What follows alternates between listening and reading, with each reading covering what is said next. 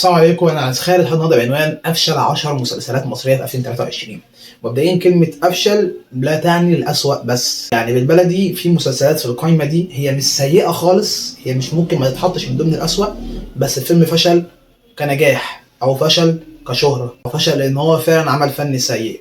فالقائمه دي مختلطه بين كذا حاجه، العامل المشترك فيهم ان المسلسل فشل في نقطة ما، يا اما نجاح يا اما كان مسلسل هو فعلا عمل فني وحش. والنقطة التانية انا حابب اوضحها، ده في الرأي لا يفسد للود قضية. فيلم ممكن يعجبك ما يعجبنيش، مسلسل ممكن يبقى بالنسبة لك عظمة يبقى بالنسبة لي انا زي الطين، ممكن يبقى بالنسبة لي انا عظمة بالنسبة لك انت مش حلو. ده شيء طبيعي. والقائمة دي طبعا المركز العاشر هو ده احسن الوحشين، تمام، والمركز الاول هو ده بالنسبة لي افشل سنة. ونروح للمركز العاشر، مسلسل كشف مستعجل، المعنى الحرفي لكلمة أحسن الوحشين. مسلسل كان بادئ بطريقة جميلة جدا، ولكن فيما بعد مسلسل وقع. حتى على مستوى النجاح في الأول كان نوعا ما ممكن تشوف له بوستات تشوف ناس بتتفرج عليه، لكن فيما بعد ما أعتقدش إن حد كمله غير قليل خالص، فكان منطقي جدا إن هو يخش معانا في القائمة دي. ونروح للمركز التاسع، مسلسل ألف حمد لله على السلامة. المسلسل اللي برضه بدأ بطريقة رائعة ولكن فيما بعد المسلسل وقع بالنسبة لي، وحتى على مستوى المشاهدات كان نوعا ما في مشاهدات شوية، بس برضه ده مش النجاح بتاع يسرا ولا ده النجاح بتاع الكاست ده صراحة، فكان لازم يبقى موجود معانا في القائمة دي. ونروح للمركز الثامن، مسلسل تلت التلاتة. غادة عبد الرازق أداء تمثيلي كويس ولكن مسلسل مش حلو، مسلسل كمشاهدات ما نجحش، مسلسل كشهرة بالنسبة للمسلسل لغادة عبد الرازق اللي هو المفروض غادة عبد الرازق تنزل مسلسل يبقى أفضل مسلسل في رمضان، هي أساسا كانت في الليفل ده من كام سنة أو على الأقل من الأفضل، لا في المسلسل حاجة غالبا المسلسل ما اتشافش غير أول حلقة تقريبا، كان في كام حد بيتكلم عليه على النت وبعد كده خلص الموضوع. فأتمنى صراحة إن هي السنة الجاية تنزل مسلسل رائع أو تنزل السنة اللي بعديها مش مهم، ولكن الأهم إن هي تنزل مسلسل بقيمة غادة عبد الرازق. ونروح للمركز السابع،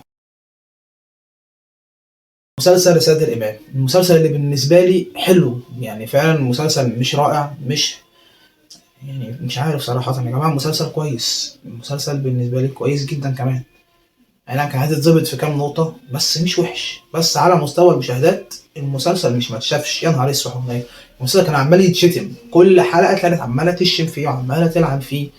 فمن أفشل المسلسلات ومن أفشل أعمال خالد النبوي، لم يكن أكتر عمل فشل ليه تقريبا، اللي هو يا ريته حتى مثلا ما اتشافش ومفيش حد بيشتم، لا ده ما اتشافش والقليلين اللي بيشوفوه عاملين يشتموا فيه، فكانت حاجة جميلة جدا الصراحة. ونروح للمركز السادس، مسلسل سر الباتع. نفس فكرة كل مسلسل في رمضان، مسلسل يبدأ حلو أو يبدأ على الأقل كويس وبعد كده يبدأ يقع. ده اللي حصل في سر الباتع، بعد أول 3 حلقات أو 4 حلقات أنا قلت بس شكرا جدا، ولكن المسلسل كمشاهدات نفس الفكرة برضه، محدش بيشوفه غير فئة قليلة، والفئة القليلة مش بتسكت، لا بتاخد صور من المسلسل وتقعد تسب وتلعن في اللي جاب المسلسل. حاجة تزعل صراحة، القص اللي كان موجود كان تقيل، الإخراج المخرج مش قليل صراحة عشان خاطر يتعرض لكمية النقد ده كله. المسلسل خد جوايز بس فعلا المسلسل بالنسبة لي مش حلو، وحتى النجاح ما كانش ناجح صراحة. ونروح للمركز الخامس، مسلسل الأجهر. أفشل عمل في تاريخ عمرو سعد، خلاص يعني خلاص كفاية. الناس بتنتقد محمد رمضان لما بتلاقي فيه نقطة هو كررها في أكتر من مسلسل، لكن أنت بمسلسل بتكرره كذا مرة لا ورا بعض، يعني ليه نفس الفكرة وغالبا نفس اللوكيشن وغالبا نفس الكاست وتحس مفيش اختلاف. وحتى لو المسلسل كان نوعا ما في كام نقطة مختلفة في القصة أو في السيناريو عن المسلسل اللي قبليه لعمرو سعد، ولكن ككاركتر أو كشخصية أو كأداء تمثيلي من عمرو سعد هي أنا حاسس إن أنا بشوف نفس الشخصية لمدة 3 سنين ورا بعض. في كومنت كان طالع ترند فترة على الفيسبوك بسبب المسلسل ده، كان حقيقي فعلا واقعي معبر جدا، قال لك مسلسل الأجهر هو الجزء الثالث من ملوك الجدعنة. اتفق معاك 100%، مسلسل ما نجحش، بل بالعكس المسلسل يعني حرفيا مفيش بربع جنيه ضجه خالص عليه، حتى كعمل فني ما كانش حلو، فكان لازم يبقى موجود معانا في القائمه دي. نروح للمركز الرابع، مسلسل حرب. وللاسف انا ما كملتش المسلسل مثلا اول حلقه بس، والمسلسل ما كانش اللي هو صراحه، ولا حتى اداء التمثيل اللي كان فيه اللي كان توب، كنت منتظر منه كتير، على الاقل كنت منتظر ان هو على الاقل ينجح جماهيريا، المسلسل ما نجحش. يمكن ما تشافش من حاجات غير من فئه قليله برضه، بس برضه ده مش نفس الليفل احمد السقا. احمد السقا المفروض ينزل مسلسل يبقى افضل مسلسل في رمضان، وما كانش الافضل على الاقل يبقى انجح زي ناس الاغراب. ما كانش الافضل بس كان الانجح، فهو لا كان الافضل ولا كان الانجح. فحاجه تزعل صراحه. اتمنى العمل الجاي لاحمد السقا يكون الكامباك التقيل ليه. ونروح للمركز الثالث، مسلسل الكبير أو الجزء السابع. يا جماعة بمنتهى البساطة المسلسل كعمل كوميدي وقف من الجزء الرابع، وكعمل ممكن تتفرج عليه لحد الجزء الخامس. فيما بعد بالنسبة لي شخصيا مش حلو. حتى الموسم السادس كانت ناس كتيرة جدا عاجباها وشايفاه من الأفضل. لا دي مجرد حلاوة وفهم ونوستالجيا إن أنت إيه راجع تتفرج على الكبير بعد سنين. لكن على أرض الواقع الموسم مش حلو. الموسم السابع يا نهار اسود حنين. الجزء الثاني من الموسم السادس تحس الموسم السادس بنفس كل حاجة، هو جزئين. فاهم الفكرة؟ بنفس الإفيهات بنفس كل حاجة بس بأسوأ بقى. يعني مش الإفيه هو نفس الطريقة ونفس الأسلوب بس بأسوأ. كعمل فني بالنسبة لي من الأسوأ إن لم يكن أسوأهم. كنجاح من أكتر المسلسلات اللي ما نجحتش السنة دي. وكليفل أو كمستوى أحمد مكي مش هو ده النجاح بتاع أحمد مكي خالص يا جماعة، ولا حتى ربع النجاح ولا تمن النجاح بتاع أحمد مكي ده خالص. اتمنى السنه الجايه يكون عمل تقيل لاحمد مكي. نروح للمركز الثاني. بقول لك ايه، في مسلسل ناجح اسمه رمضان كريم، تحفه من افضل المسلسلات في تاريخ رمضان. تعالى نعمل جزء تاني نكرر الناس في الجزء الاول. حرفيا بدون مبالغه ده اللي حصل. مسلسل رمضان كريم الجزء الثاني مش عارف عايز اقول، بحاول امسك لساني بالبلدي، حرفيا بحاول امسك لساني.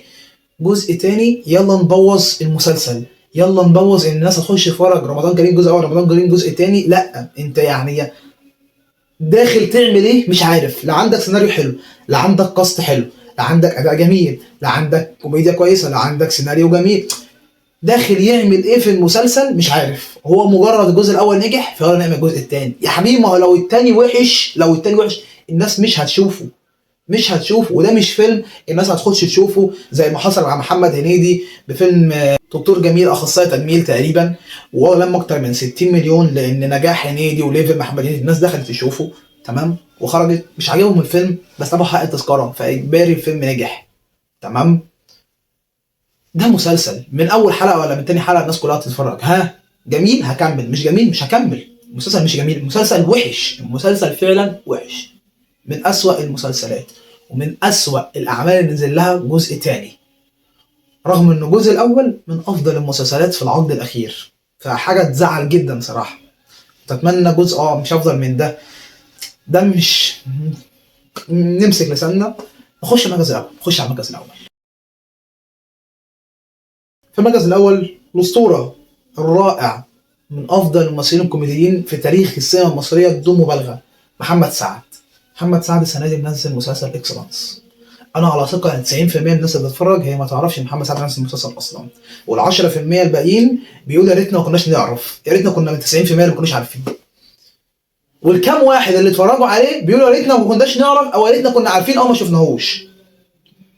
مسلسل الناس اللي شافوه تطلع عماله تنتقد فيه.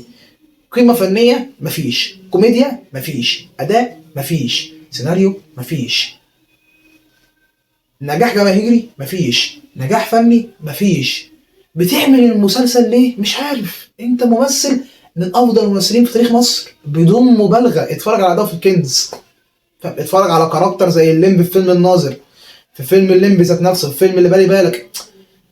الممثل ده يطلع منه مسلسل زي ده ونجاحه يكون بالقدر ده، انا على ثقه ان اللي شافوه يمكن يتعدوا. انت متخيل الفكره؟ المسلسل ما اتشافش خالص، والحمد لله ان هو ما اتشافش. يعني الحمد لله ان ما فيش كذا حد خدوا الريسك ان هم يتفرجوا عليه ويقول لك احنا هنطنش الاراء السلبيه من اول كام حلقه بنتفرج عليه، لان كنت هتلاقي الناس كلها عماله تشتم فيه. فصراحه بدون مبالغه هو اسوأ وافشل في مسلسل السنه دي. وسؤال الحلقه، انت بالنسبه لك ايه اسوأ عمل في ال10 اللي انا قلتهم؟ ايه عجبك الحلقه؟ لايك والاشتراك وسلام.